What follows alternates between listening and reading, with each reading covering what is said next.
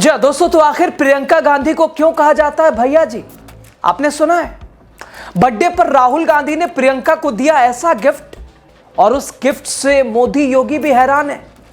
दोस्तों, कौन है जो कांग्रेस में प्रियंका गांधी को भैया जी कह के पुकारते हैं? भैया जी प्रियंका गांधी को।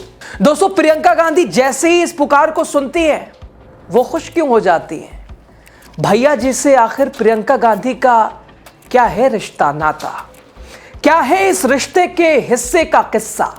पूरी कहानी दोस्तों मैं आपको बताऊंगा, आपको समझाऊंगा। लेकिन उससे पहले राहुल गांधी की ओर से प्रियंका गांधी को उनके बर्थडे पर, जन्मदिन पर ऐसा गिफ्ट दिया गया है जो बीजेपी को चौंका रहा है, जिससे बीजेपी चौंकी है, हिली हुई है।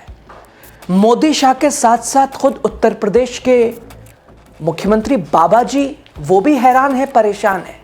तो आखिर वो गिफ्ट कौन सा है जो बीजेपी, योगी, मोदी, शाह सब परेशान है, और प्रियंका को कौन कहता है भैया जी? और वो भैया जी सुनकर प्रियंका हंसती मुस्कुराती क्यों है, खुश क्यों होती हैं, आपको सब कुछ बताएंगे। नमस्कार, आप द राजनीति का विशेष सेगमेंट देख रहे हैं। मैं हूं आपके साथ यासूब रजा। दोस्तों, राहुल गांधी ने प्रियंका गांधी को उनके जन्मदिन पर गिफ्ट ही ऐसा दिया है जो हैरान करने के लिए काफी है। कुछ अलग ही तरह का गिफ्ट है। यह गिफ्ट प्रियंका गांधी पर राहुल गांधी के विश्वास को दिखाता है।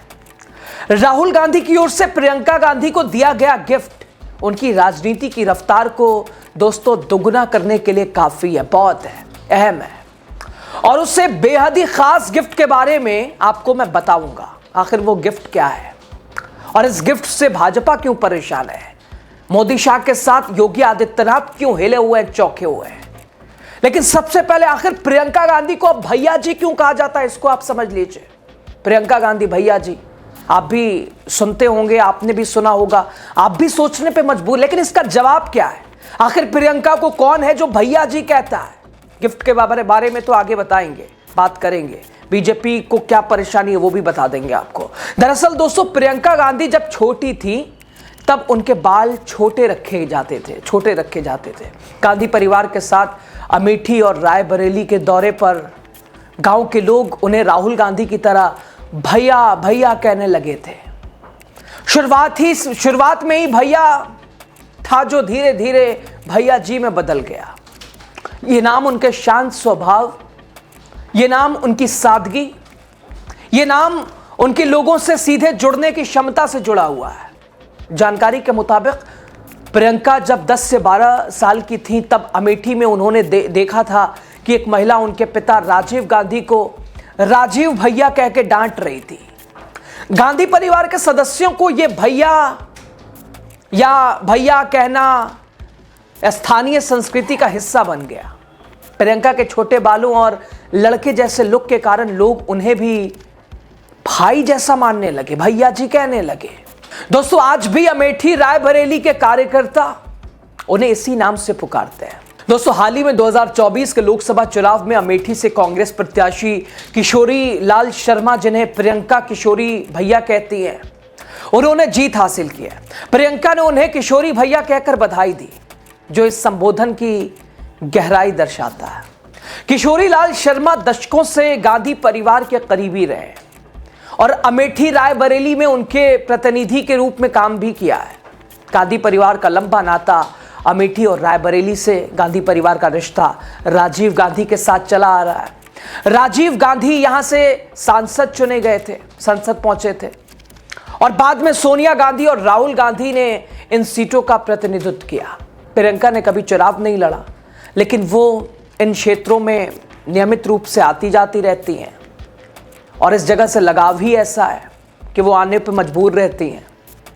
बहुत सारी यादें जुड़ी हैं इन सीटों से। वो लोगों से चौपाल में मिलती हैं, उनकी समस्याएं सुनती हैं। ताम झाम से दूर रहने वाली प्रियंका की सादगी और सौम्यता के कारण लोग उन्हें कांग्रेस के भविष्य के तौर पर देखते हैं। अमेठी में एक लोकप्रिय नारा रहा है, अमेठी का डंका बिटिया प्रियंका। ये नारा बड़ा आम रहा है दोस्तों। अब दोस्तों, बात कर लेते हैं राहुल गांधी की ओर से। अब आपने समझ लिया कि प्रियंका को भैया जी, भैया क्यों कहा जाता है, कब से कहा जाता है, कहां के कार्यकर्ता भैया कहते हैं। अब वो गिफ्ट के ऊपर आ जाइए। जिस गिफ्ट से बीजेपी परेशान है, मोदी, शाह, योगी सब उसी लाइन में है, उसी कतार में है। राहुल गांधी की ओर से अपनी बहन प्रियंका गांधी को उनके जन्मदिन पर यह गिफ्ट दिया जा रहा है। यह गिफ्ट है दोस्तों उत्तर प्रदेश कांग्रेस में प्रियंका गांधी को आगे रखकर उनके जन्मदिन के मौके पर यूपी कांग्रेस ने यानी पूरे राज्य में कार्यक्रम आयोजित किया है।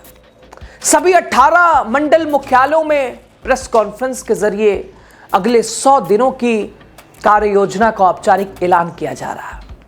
यह मिशन 100 दिवसीय प्लान 2027 विधानसभा चुनाव की तैयारियों का हिस्सा भी माना जा रहा है। दोस्तों, यूपी कांग्रेस अध्यक्ष अजय राय, प्रभारी अविनाश पांडे ने निर्देश जारी किया है। प्रियंका इस समय विदेश यात्रा पर है, इसलिए वो मौजूद नहीं होंगी, लेकिन उनका नाम और छवि इस अभियान का केंद्र है। दोस्तों, कांग्रेस इसे परिवर्तन प्रतिज्ञा के रूप में देख रही है, खासकर महिलाओं और पिछड़े वर्गों को जोड़ने के लिए। जन्मदिन पर शुरू हुआ ये 100 दिन का प्लान उत्तर प्रदेश में कांग्रेस की वापसी की नई उम्मीद एक तरह से पैदा कर रहा है। कांग्रेस में नई उम्मीद जगा रहा है, नई आशा, नई ऊर्जा पैदा कर रहा है। उत्तर प्रदेश की राजनीति में कांग्रेस की हालत जमीन पर कुछ खास अच्छी नहीं है। 2024 के लोकसभा चुनाव में 6 सीटें जरूर मिली हैं कांग्रेस को, लेकिन इस सफलता में समाजवादी पार्टी के साथ गठबंधन की अहम भूमिका है, उसे नहीं भुलाया जा सकता है। राहुल का भी, हालांकि राहुल के नाम से अखिलेश को फायदा हुआ, उधर अखिलेश के नाम से राहुल को फायदा हुआ, इसमें भी कोई दो राय नहीं है। दोनों एक दूसरे के बिल्कुल सिक्के के दो पहलू की तरह रहे हैं। दोस्तों, उत्तर प्रदेश में अब 2027 के विधानसभा चुनाव को लेकर कांग्रेस अभी से तैयारियों में जुट गई है। पार्टी का प्लान यह संकेत दे रहा है कि प्रदेश की राजनीति में एक बार फिर से प्रियंका गांधी वाड्रा सक्रिय हो सकती हैं। उत्तर प्रदेश की राजनीति में यह अहम है। कांग्रेस ने 2019 के लोकसभा चुनाव में प्रियंका गांधी को पूर्वी उत्तर प्रदेश का प्रभार सौंपा था और अखिल भारतीय कांग्रेस कमेटी की महासचिव भी नियुक्त किया गया था। 2019 के चुनाव में पार्टी को कुछ खास फायदा नहीं हुआ था। कांग्रेस के तत्कालीन अध्यक्ष राहुल गांधी उत्तर प्रदेश की अमेठी लोकसभा सीट से खुद भी चुनाव हार गए थे। राहुल गांधी, आप जानती हैं जीता कौन था? स्मृति ईरानी, जो कि इस बार बुरी तरह से उन्हें हार का सामना करना पड़ा। इसके बाद 2022 के चुनाव में प्रियंका को पूरे प्रदेश का प्रभार भी दिया गया था, उत्तर प्रदेश 2022 विधानसभा चुनाव। लेकिन फिर भी उत्तर प्रदेश में कांग्रेस की हालत कुछ खास बेहतर नहीं हुई, सुधरी नहीं थी। पार्टी उत्तर प्रदेश में महज 2 सीटों पर ही सिमट गई थी। और जब 2022 के यूपी विधानसभा चुनाव में कांग्रेस पार्टी ने अपने इतिहास का सबसे खराब भी प्रदर्शन किया, तो प्रभारी प्रियंका गांधी वाड्रा उत्तर प्रदेश से गायब हो गई। और इसके बाद वो 2023 के आखिर में उत्तर प्रदेश में नजर आई थी।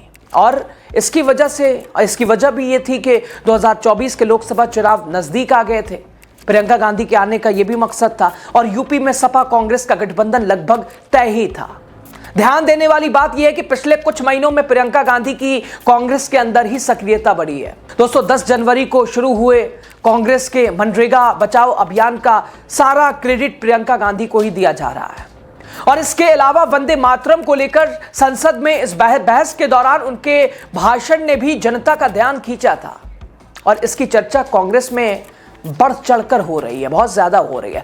दरअसल दोस्तों, 12 जनवरी को उत्तर प्रदेश कांग्रेस प्रियंका के जन्मदिन के मौके पर 12 जनवरी को 100 दिनों के जनसंपर्क अभियान की घोषणा करी गई है, जबकि पार्टी का अन्य पिछड़ा वर्ग विंग सामाजिक न्याय के मुद्दों पर उजागर करने के लिए 1 साल तक चलने वाला है परिवर्तन प्रतिज्ञा अभियान, इसकी भी शुरुआत कर रही है कांग्रेस पार्टी। कांग्रेस सूत्रों के अनुसार 100 दिवसीय कार्य योजना में संविधान पर जनसभाएं आयोजित करना, बीजेपी शासित राज्यों एवं केंद्र सरकारों को निशाना बनाते हुए रैलियां निकालना शामिल है।